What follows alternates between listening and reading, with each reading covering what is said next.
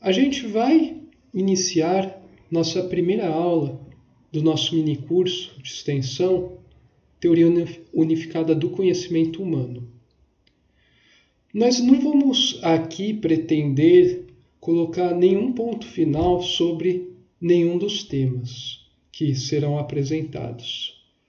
Mas a gente espera resolver e mostrar esboços de solução de vários paradoxos que a humanidade carrega já há um bom tempo, tanto no campo religioso, quanto no campo do pensamento humano, quanto no campo científico. Então, a nossa intenção aqui é apresentar ao mundo esse esboço de uma teoria unificada, não só da ciência, não só de uma área específica do saber, mas de todo o conhecimento humano.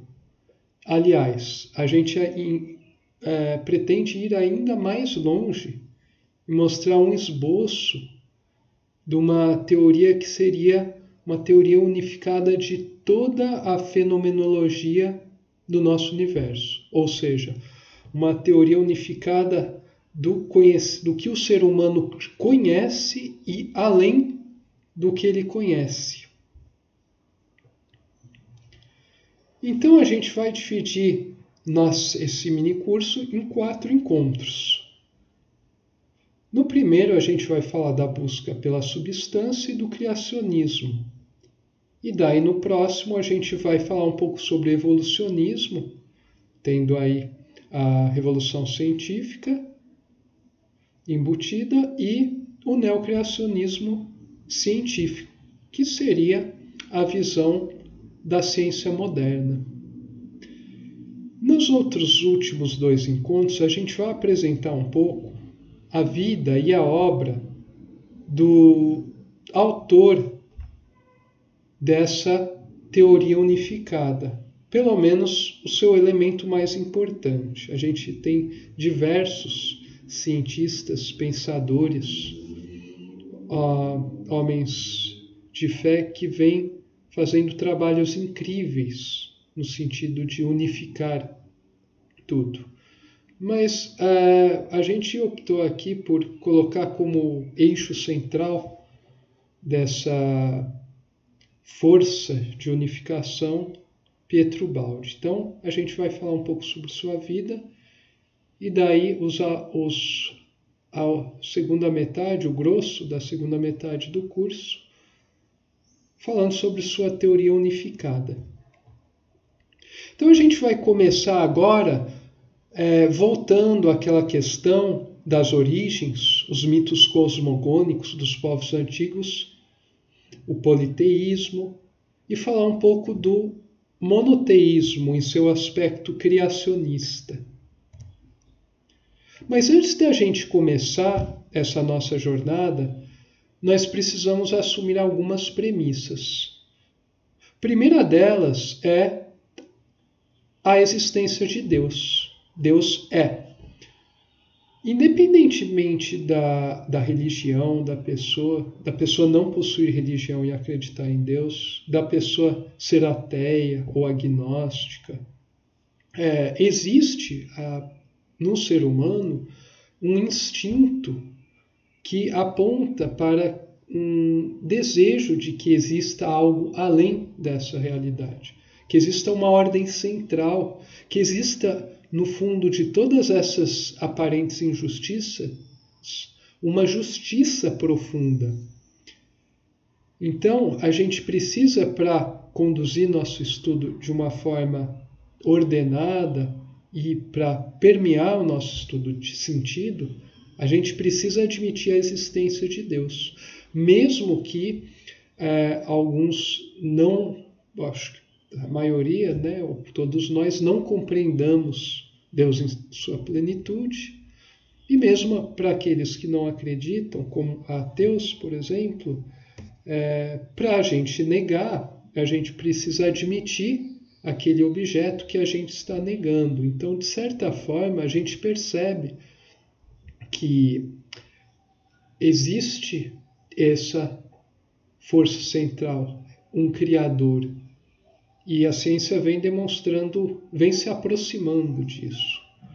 Apesar da gente ainda não ter uma ideia central do que seria. Mas isso a gente vai ter que admitir aqui como algo existente. Então, a existência de Deus. Deus existe. Ele governa tudo o que ocorre, está sob controle. E como consequência dessa primeira premissa, a gente pode elencar outras premissas que serão consequências dessa primeira. Bom, a primeira delas é que o todo é unitário. Nosso universo é unitário. Universo é justamente a palavra uni de unidade, verso de diversidade. Então, existe diversidade incontável nesse universo. Existem dualismos aparentemente insanáveis. Mas todo esse organismo é unitário. Esse dualismo, essa pluralidade, está circunscrita num estreito monismo. Então existe um poder central governando esses polos opostos, essa diversidade. E a gente percebe perfeição também nas coisas, na natureza de Deus. Deus tem a sua substância, ela só pode ser perfeita. E a perfeição divina é absoluta. E também a gente, por consequência natural, a gente percebe que essa substância é indestrutível. Se algo é absolutamente perfeito, ela precisa ser indestrutível. Então não há nada que possa exterminar essa substância. E ela se manifesta de várias formas em nosso universo. Essas formas, quando mudam de uma para outra, ou ressurgem, a gente fala que foi destruído e criado. Mas isso não é nada mais do que a manifestação da substância em várias formas e a transformação de uma forma em uma outra forma e daí por diante. Mas a substância em si, que compõe o substrato da nossa realidade, é indestrutível. E a gente possui identidade com o Criador. Cada criatura desse universo, cada ser, cada elemento de matéria, cada ideia, qualquer coisa que exista no campo físico, energético, psíquico, vai ser idêntico ao Criador, vai possuir semelhança com o Criador. E o amor seria a força mais forte, seria a força criadora das coisas, porque a verdadeira criação se dá por amor, a forma mais elevada de nós criarmos. É um impulso que gera as coisas.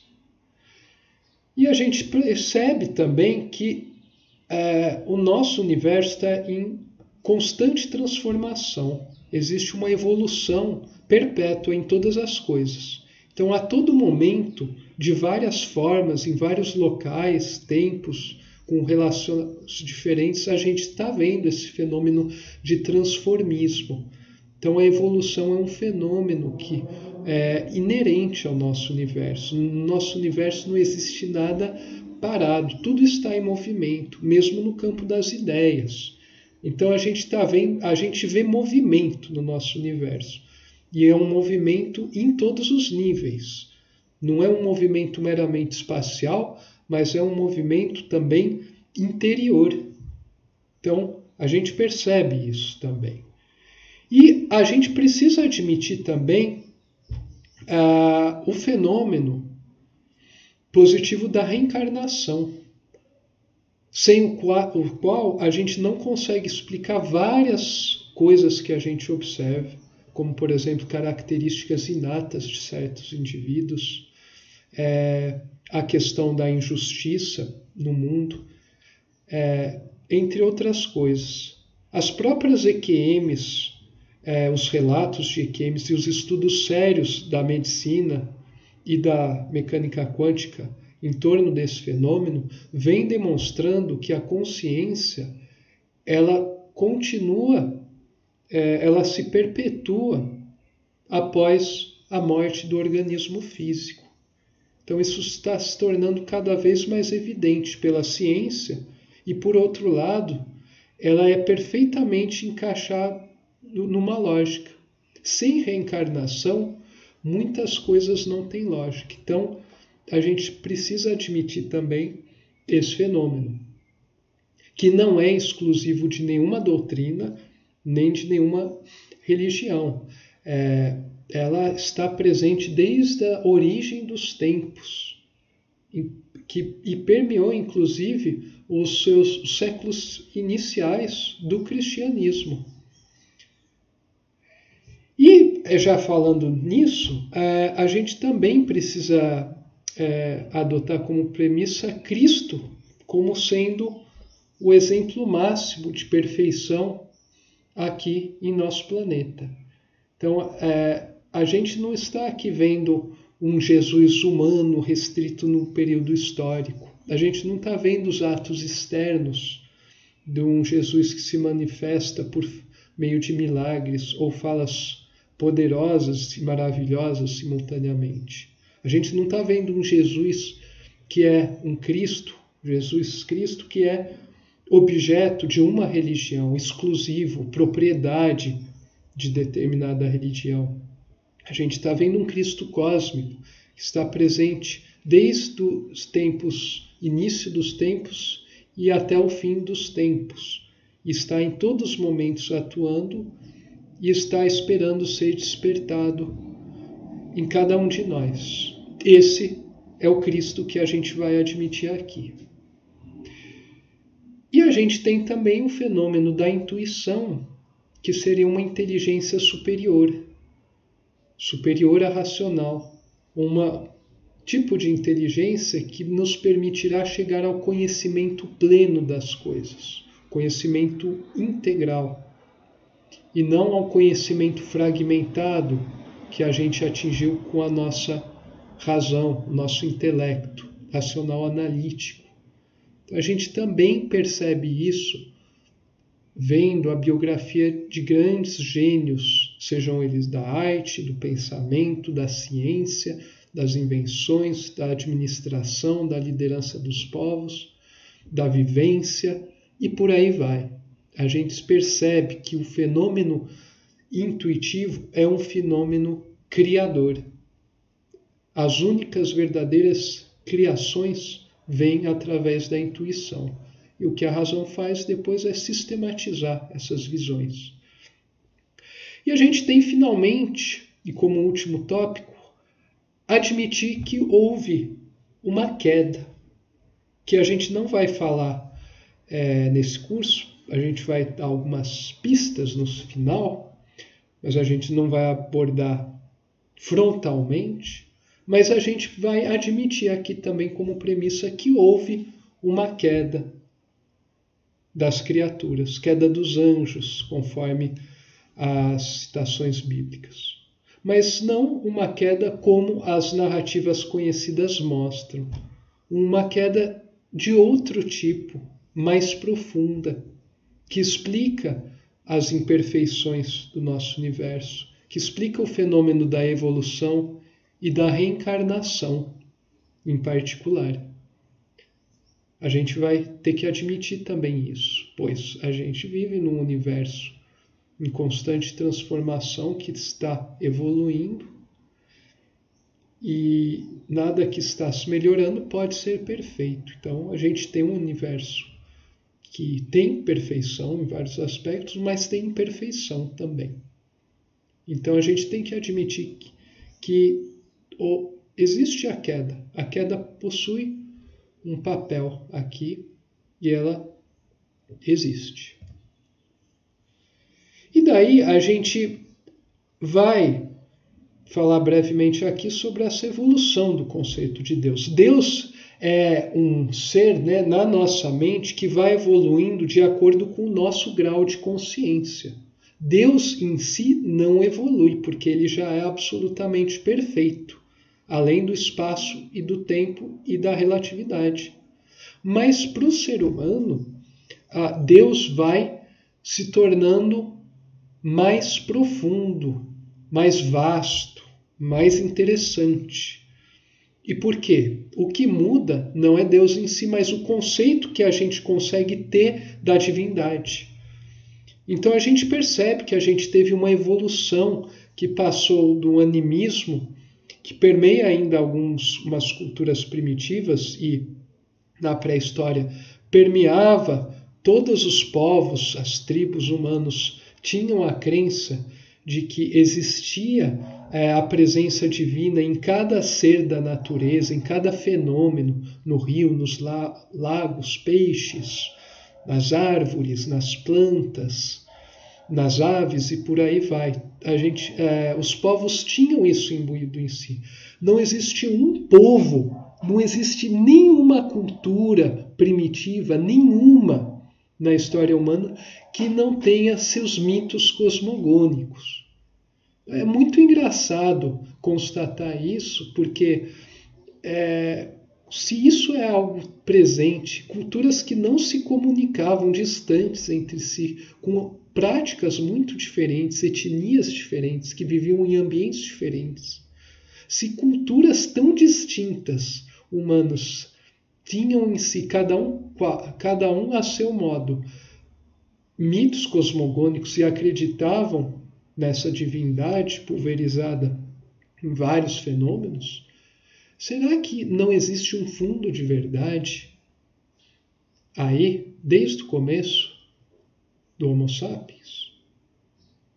E daí a gente vê que quando a gente desenvolve a civilização, surge a escrita e a gente começa a formar as grandes civilizações, os impérios, a gente percebe que esse animismo adquire uma característica politeísta. Polivários, teísmo, Deus. Então Deus passa a ter uma característica múltipla em vários tipos humanos. Existiam vários deuses, cada deus tinha um conjunto de características humanas. Então a gente vê isso no Egito, na Grécia, nos povos nórdicos, nos povos celtas, nos visigodos e por aí vai.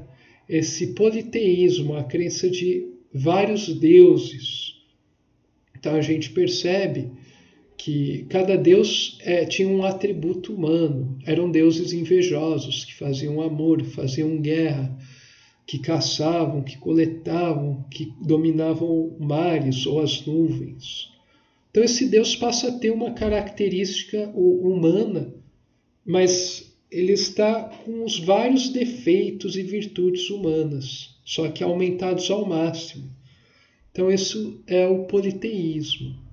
E a gente percebe que com Moisés, o povo hebreu, e finalmente com a consolidação do cristianismo, a gente passa a ter um mundo que passou do politeísmo para o monoteísmo. Então Deus, que era vários, passou a ser um só.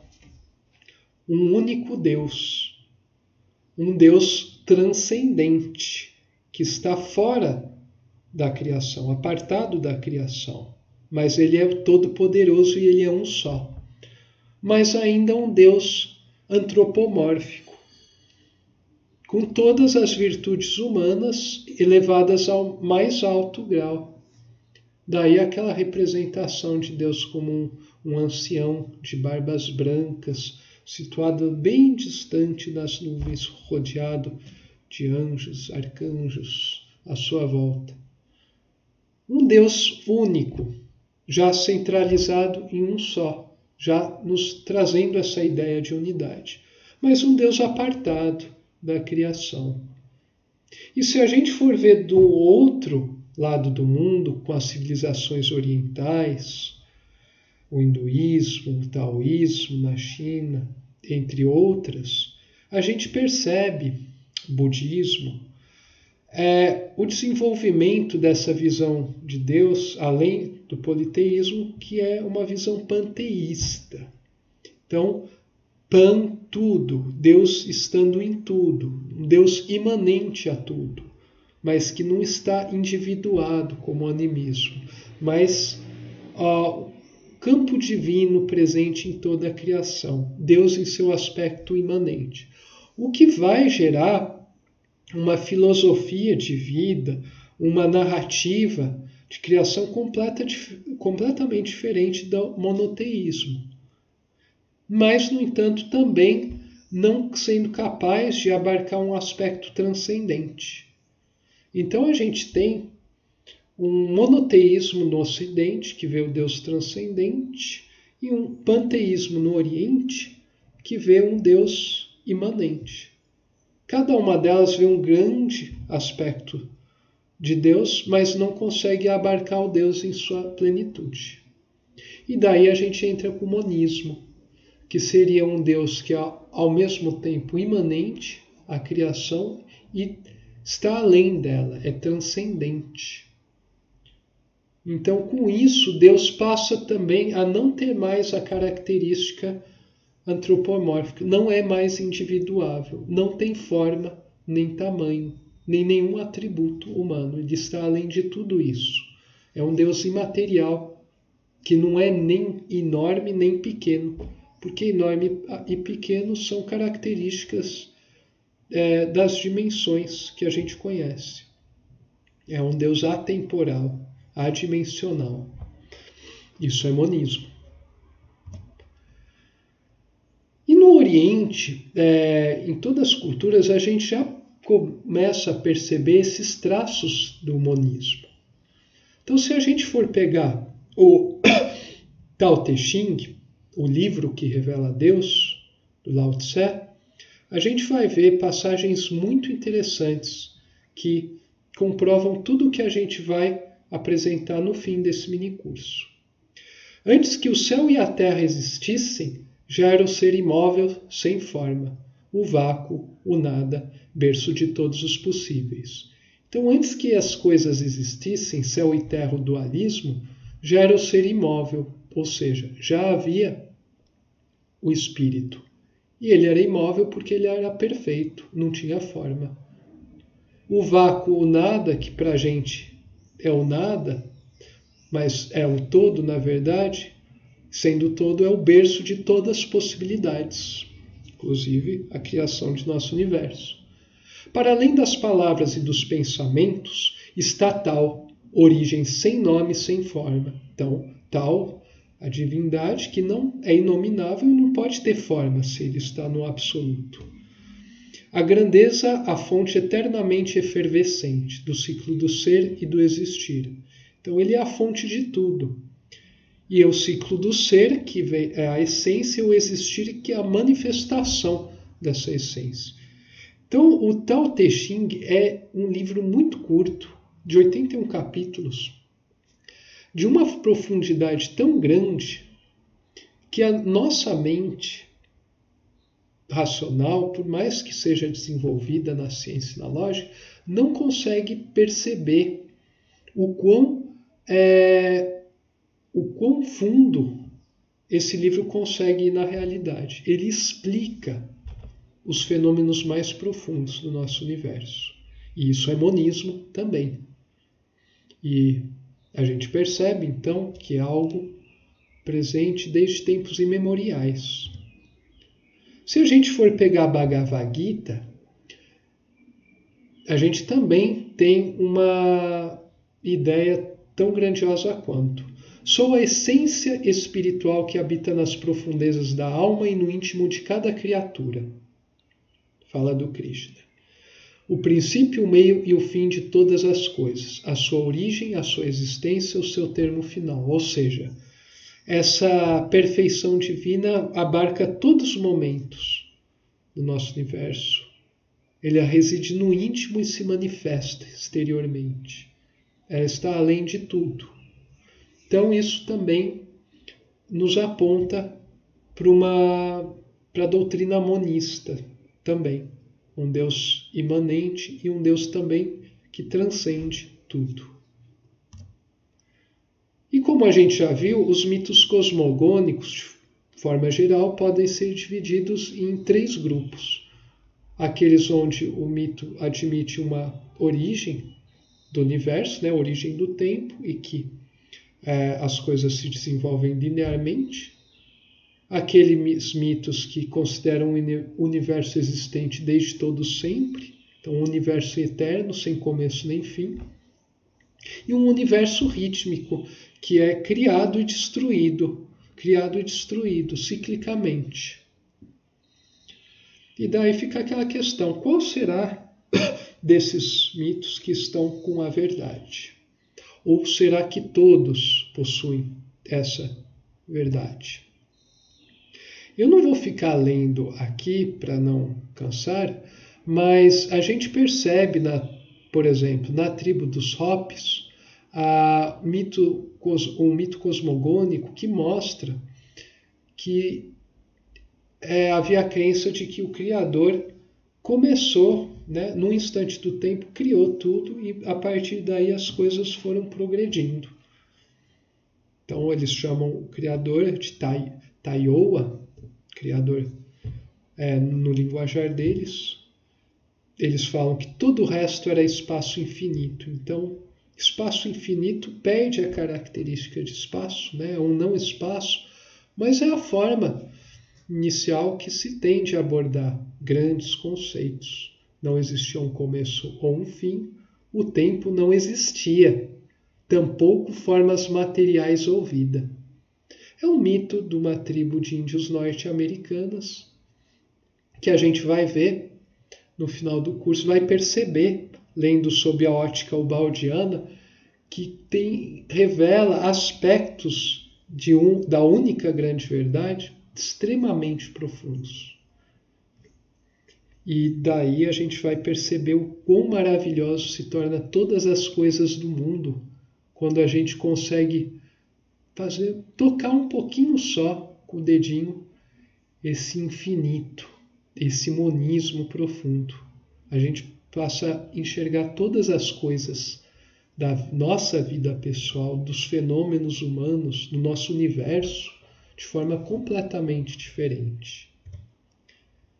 E no hinduísmo a gente também percebe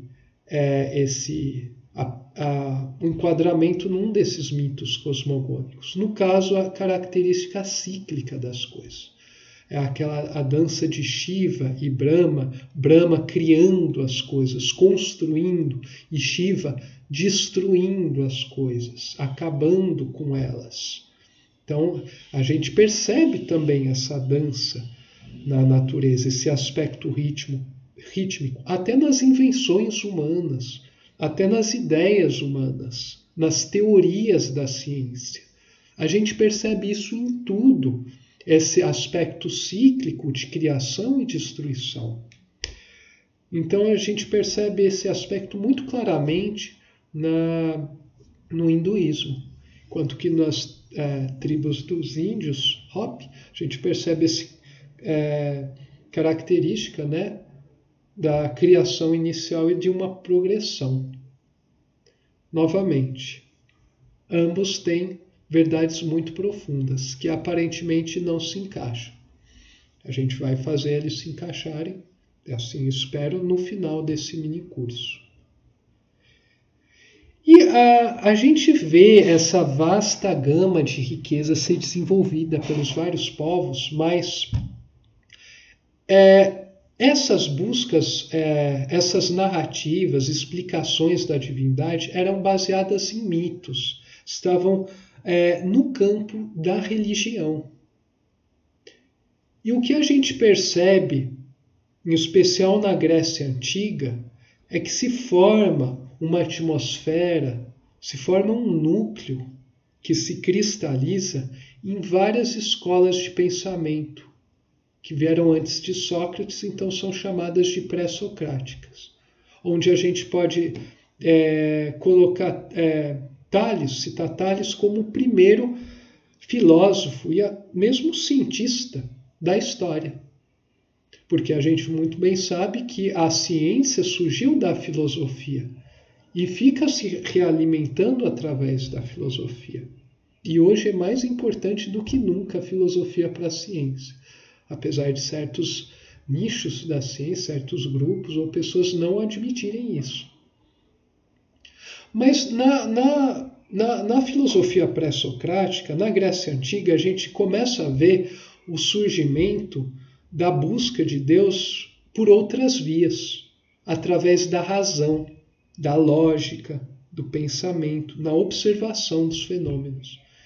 Então, é muito desenvolvido, foi aí o método dedutivo. Então, Grécia é o berço da filosofia, amor à sabedoria. E agora, a partir desse momento, foi dado um impulso inicial para a gente buscar essa realidade mais profunda, buscar Deus, através da razão, do intelecto, que começa com a filosofia, e a gente vai ver que lá, na aula 2, no século XV, XVI, XVII, com a Revolução Científica, essa busca vai ganhar uma potenciação muito grande e se plasmar na ciência moderna, tal qual a gente conhece hoje em dia. Vamos ver um pouco, então, aqui, passar um raio-x em cada uma dessas grandes escolas. 5 grandes escolas. Então, se a gente pegar a escola jônica, qual Tales foi o pai, fundador, Tales via que essa substância básica ela é responsável por tudo que existe. Então, a gente está vendo, todas essas escolas estão em busca dessa substância.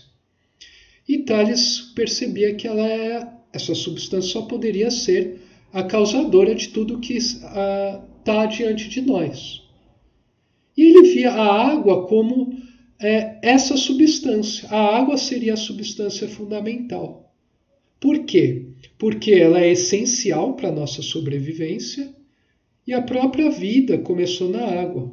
Ele intuía isso. A ciência hoje em dia sabe que a vida nesse planeta começou nos oceanos, com as cianobactérias, seres unicelulares, que foram responsáveis pela geração do oxigênio que posteriormente ia possibilitar o aparecimento de criaturas pluricelulares e cada vez mais complexas como nós, seres humanos. Então, tudo é água na escola jônica. A substância fundamental seria a água. Os argumentos são muito fortes e muito consistentes. A essencialidade dela para a nossa sobrevivência e o surgimento da vida a partir desse elemento. Então, é muito difícil contestarmos, mas a gente vai ver também que existem outros pontos de vista. Anaximandro, ele já tinha uma visão de que não seria possível definir essa substância, porque ela seria um infinito, um apeiron. Então ela não seria água, ela seria algo além da nossa capacidade de compreensão, ela seria indefinível. E Anaxímenes, por outro lado, achava que era o sopro necessário à origem de tudo que existe.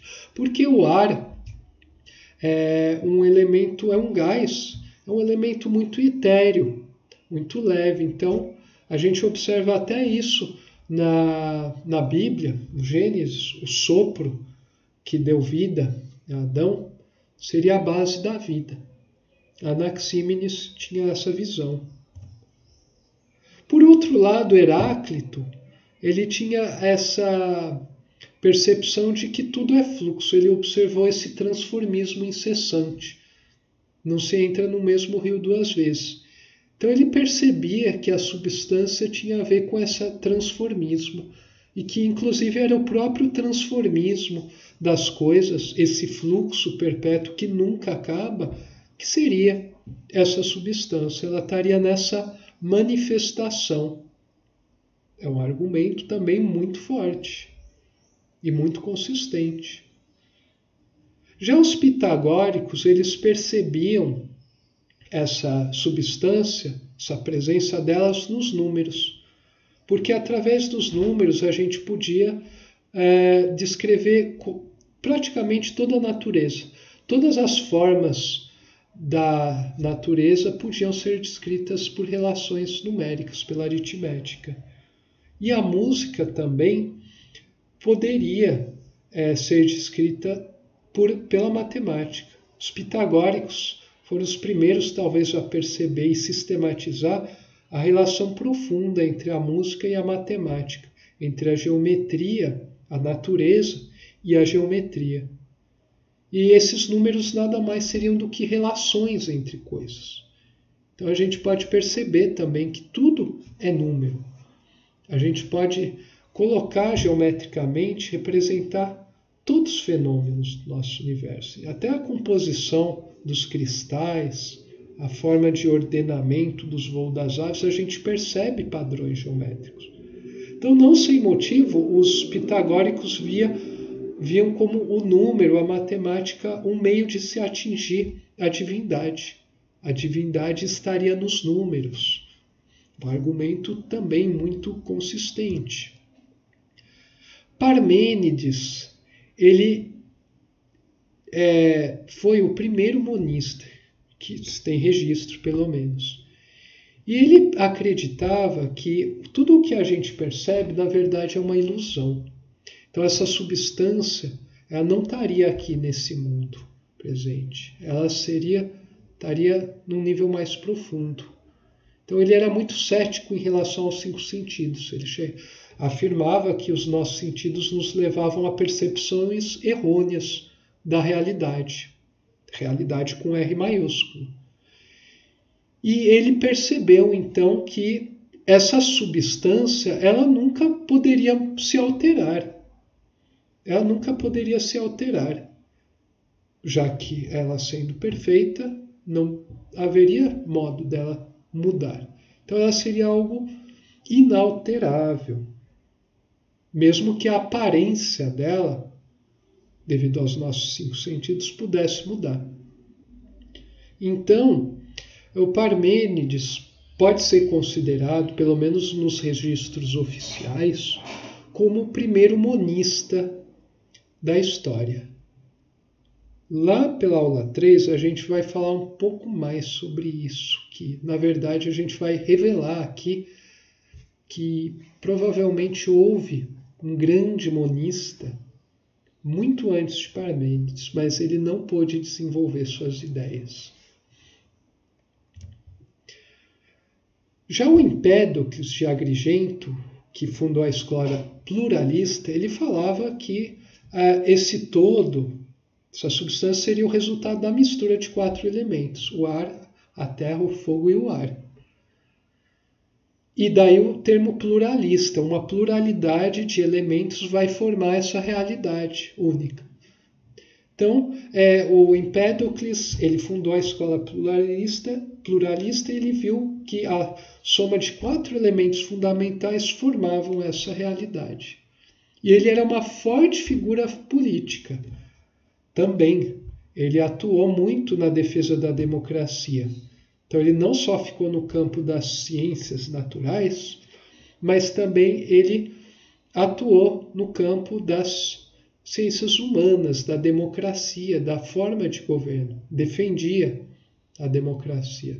Também a Grécia, não só berço da filosofia, né, e da ciência, por consequência, das bases da ciência moderna, mas também berço da democracia, de formas de governo mais evoluídas, desde esse momento, muito antes, né, da nossa era moderna. E daí a última escola que a gente tem aqui, igualmente importante, é a de Demócrito e Leucipo, onde Demócrito acabou sendo o elemento mais proeminente dessa escola.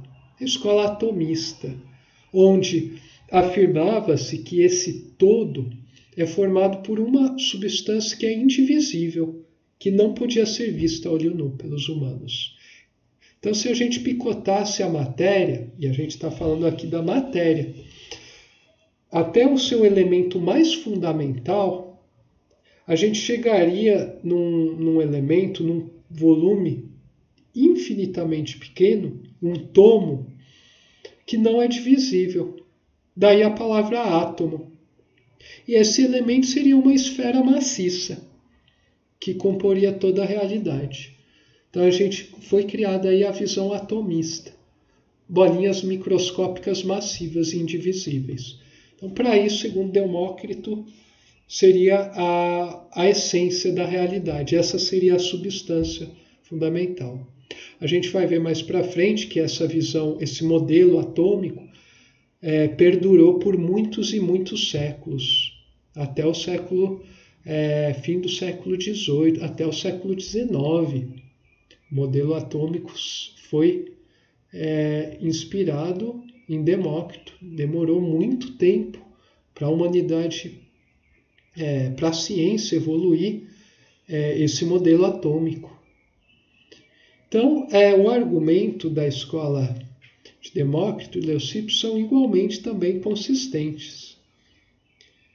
E daí a gente tem esse desenvolvimento da razão inaugurada pela Grécia Antiga através da filosofia. E aqui a gente tem um pequeno mapa que mostra essas diversas escolas onde surgiram em épocas relativamente próximas essas pessoas.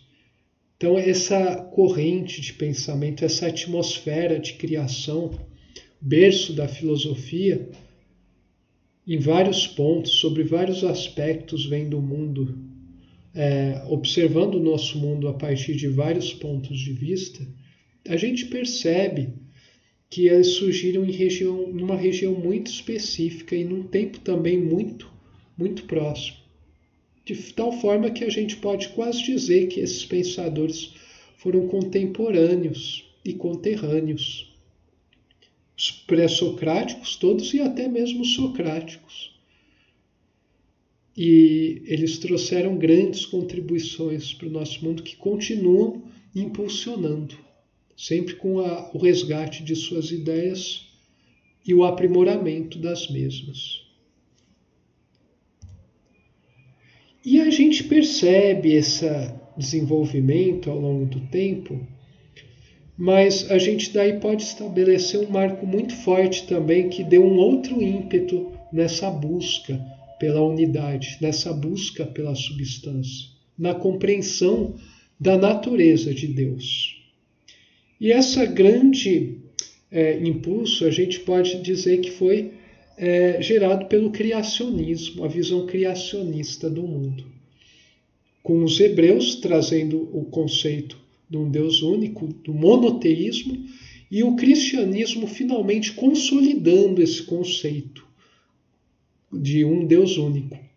Então é após Cristo que o mundo ocidental passa a adotar praticamente sua integridade o monoteísmo criacionista, do tipo criacionista. E a gente percebe que aí entra uma nova visão das coisas, muito forte. Então, se a gente for pegar o início de tudo, o livro 1 da Bíblia, o Gênesis, escrito por Moisés, a gente percebe elementos muito interessantes. No princípio, Deus criou os céus e a terra. Era a terra sem forma e vazia. Trevas cobriam a face do abismo e o Espírito de Deus se movia sobre a face das águas. Olha a presença das águas. Sem forma também. Disse Deus, haja luz, e houve luz. A gente, lendo numa primeira passagem e conhecendo uma boa dose de ciência, pode achar essa afirmativa um tanto absurda e logo não dá mais valor para ela. Por quê? Bom, a gente sabe que a fonte da luz são as estrelas. E as estrelas só surgiram milhões de anos após o fenômeno do Big Bang, a criação do nosso universo. Então você fala, mas como a luz pode ter surgido antes das estrelas? Porque, para quem lendo a Gênesis, a gente percebe que as estrelas e os planetas, a Terra, né, no caso, e a estrela, só surgiram no terceiro dia. Então, como a luz surge no primeiro? Como a luz surge antes da fonte da luz surgir? Mas se a gente for pegar e ver a fundo a teoria do Big Bang, a gente vai perceber que nos primeiros 3 minutos, logo que a matéria todo estava embatumado e começou a se expandir, surgiram as partículas conhecidas como fótons, que são as partículas de luz. Na verdade, pode se comportar como onda e partícula. Então, logo no início, a luz já surge. Então, os fótons não dependem das estrelas, apesar delas emitirem. Então, a gente percebe aí que não existe nenhuma incoerência entre essa grande intuição que Moisés teve e passou para o Gênesis e a visão mais avançada da nossa ciência moderna, nossa física do século XX. Isso é muito interessante. Então a gente vai falar um pouco aqui sobre uns aspectos gerais dessa visão criacionista, que ela afirma com muita força. Então a primeira delas é o pecado original. O pecado original são elencadas ao longo da Bíblia várias consequências desse pecado, como a morte, por exemplo. O fenômeno da morte existir aqui no nosso mundo, é uma consequência desse pecado cometido lá por Adão e Eva. Tem lógica em certo sentido, nas suas consequências a gente percebe seus efeitos, mas em termos de causas a gente não compreende exatamente por quê. Que pecado é esse que eu não cometi, que 2 cometeram lá? Então as causas sempre são sem nenhuma explicação, elas permanecem no mistério. Mas ao mesmo tempo as explicações, os efeitos desse pecado original, eles são muito fortes e consistentes. Muito difícil a um ser humano negar os seus efeitos. Então essa separação de Deus também tem o significado de morte espiritual.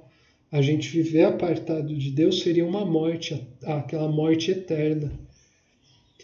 E daí essa morte, essa separação de Deus gerou uma contaminação da terra.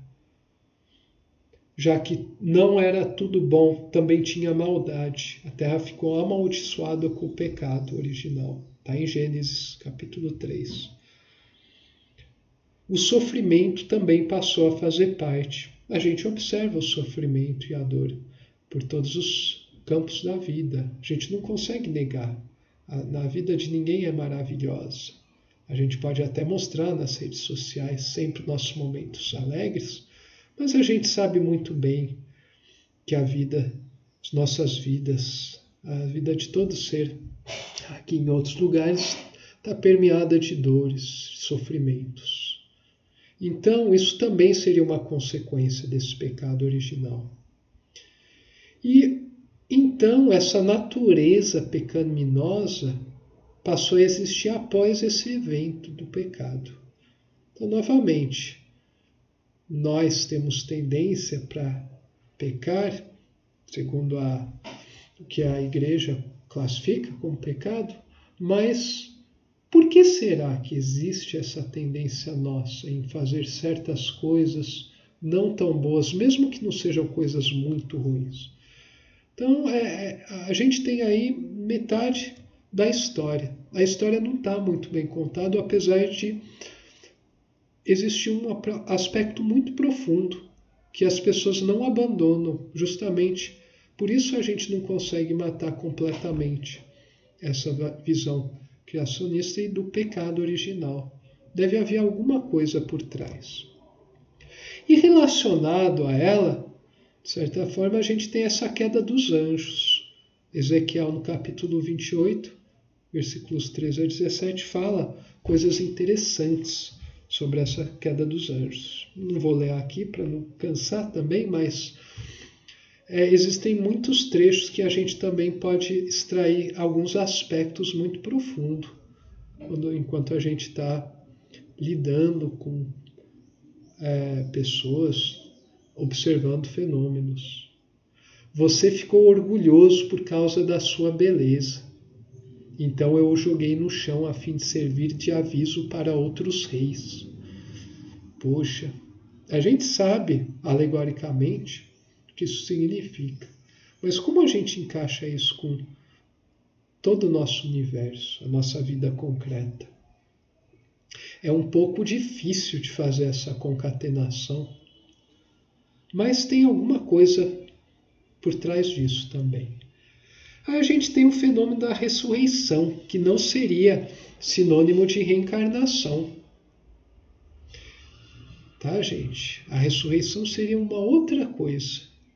E a gente também tem passagens em João e no Atos dos Apóstolos que dão alguma ideia, pelo menos em linhas gerais. Eu sou a ressurreição e a vida. Aquele que crê em mim, ainda que morra, viverá, disse Jesus. Como assim? Aquele que acreditar em mim, mesmo morrendo, vai viver? Quer dizer, ele vai voltar a viver? Então, se ele acredita em mim e morre, ele passa a viver? Será que essa é a interpretação? É isso, literalmente? Então a gente vai, após o dia do julgamento final, ressurgir de corpos materiais putrefatos, ser reconstituído e viver eternamente como corpos físicos nesse reino de Deus?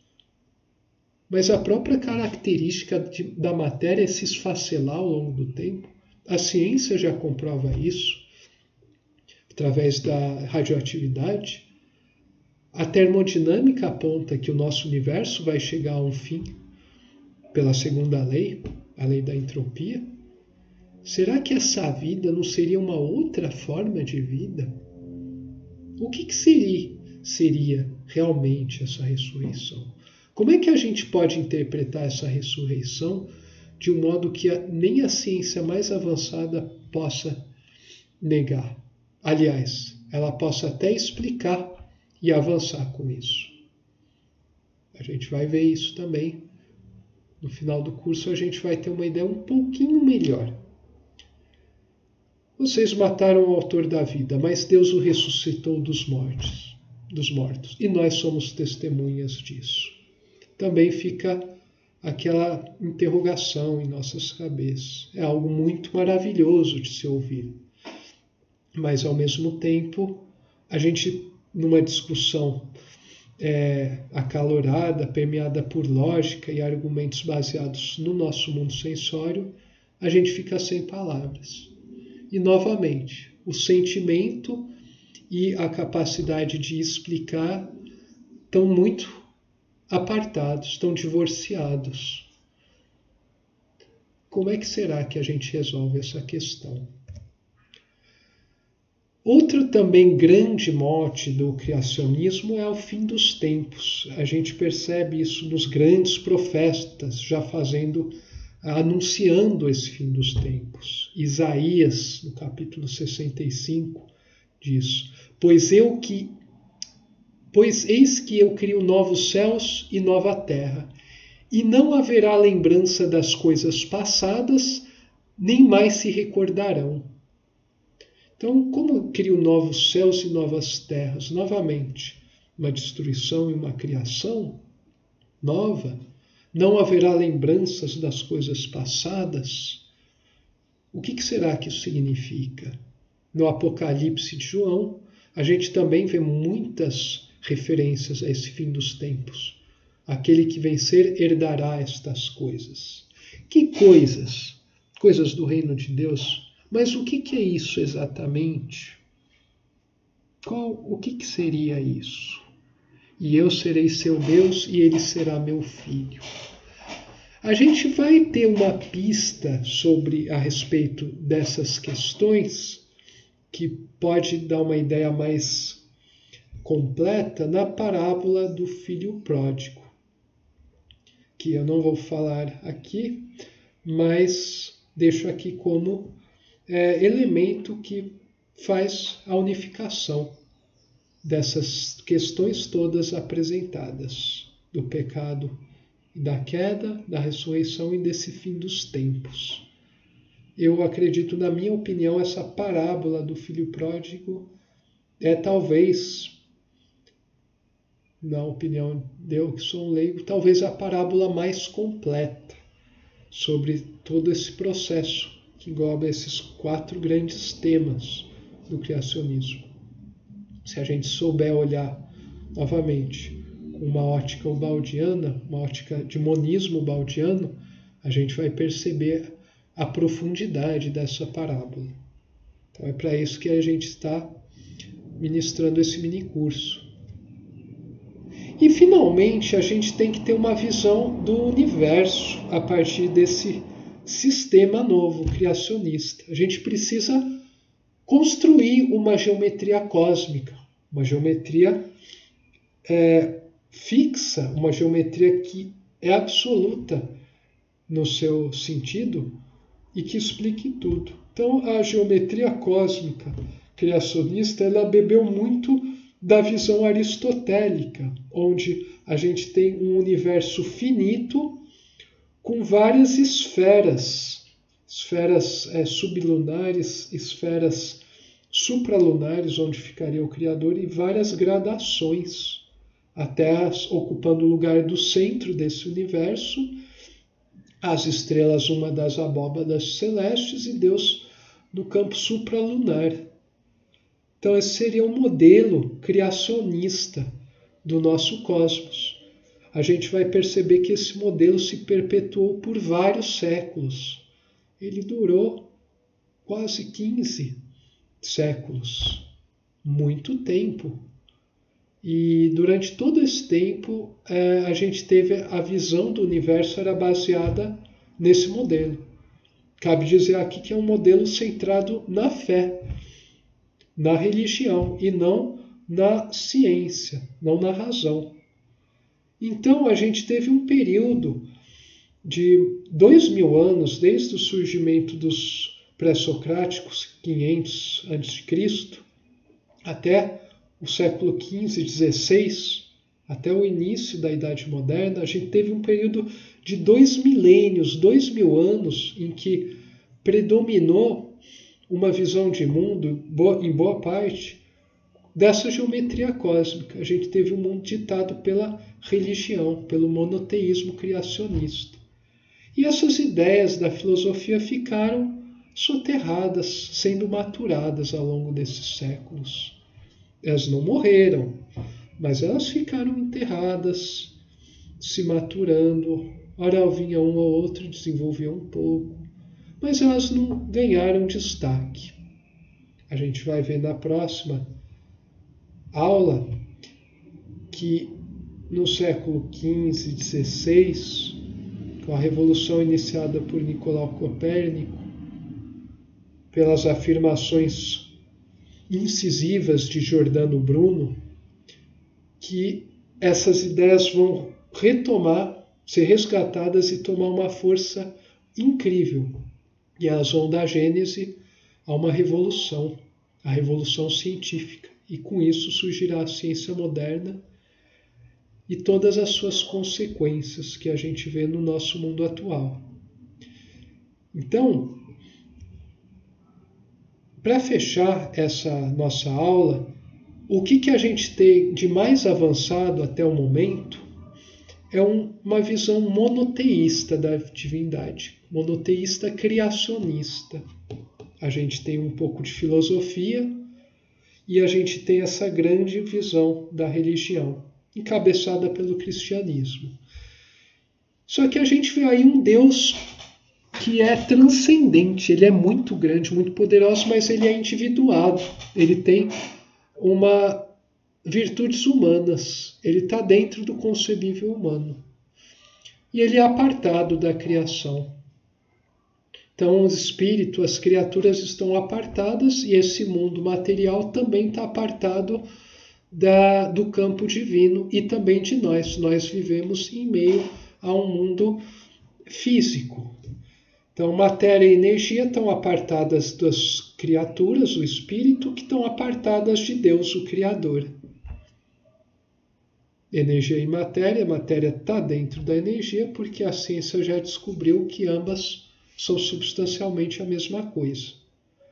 Mas a gente vê essa separação total entre Criador, criatura e o meio que a criatura vive. E isso é um paradoxo, que a gente chama de paradoxo monoteísta. É triste pensar, poxa, o nosso Criador, o nosso Pai, criou a gente e ele deixou a gente abandonado nesse universo, cheio de sofrimentos, predadores, dores, cataclismas cósmicos, criaturas se entredevorando. A gente mesmo é imperfeito. Como a gente pode ser imperfeito se a gente veio do Pai? E que pai cria os filhos e não permanece sempre com eles? Especialmente sendo Deus, Pai absoluto, o único Pai no campo mais profundo. Que tipo de Criador fica apartado da sua criação? Então o nosso mundo é impuro? Seria imundo, né? Mundus é puro, então imundus seria impuro. Será que Deus está apartado? Segundo a visão monoteísta, sim. Então a gente percebe aí o dualismo, a gente percebe um Deus ainda com forma, apesar de ser um só. Existe coisa que não foi explicada, então. A gente percebe que o panteísmo vê Deus em tudo, mas também identifica tudo absolutamente com Deus, onde Deus seria a mera soma de tudo que existe. E a gente percebe que também nesse panteísmo não teria muito sentido, não teria muito lógica, porque a própria ciência sistêmica comprova que o todo é maior do que a soma das partes. Repito, o todo é maior do que a soma de todas as partes. A gente percebe isso no fenômeno da emergência, onde 1 mais 1 é 3 ou 4 e não necessariamente 2. Então, o panteísmo também está incompleto. Ele também não consegue explicar, construir um modelo adequado da divindade, de suas criaturas e de todos os elementos do nosso universo. Então, para isso, o mundo vai precisar avançar em outros campos. A gente vai precisar traçar vetores para outros lugares. E daí isso vai ficar para a nossa próxima aula. Então eu deixo isso para o próximo encontro.